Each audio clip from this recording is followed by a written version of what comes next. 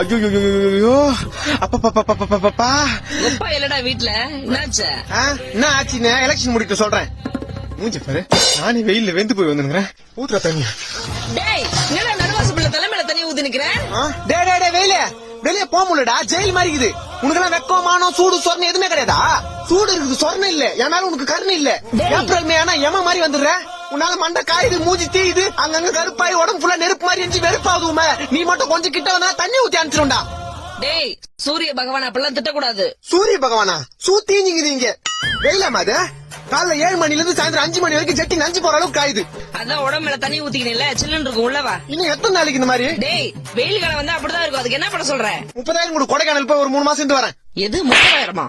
பாத்தியம்மா, வெளியே போனா வெயில் அடிக்குது, வீட்டுக்கு வந்தா நீ அடிக்கிற. இந்த வெயில்னால எனக்கு எவ்வளவு வேதனை பாத்தியா?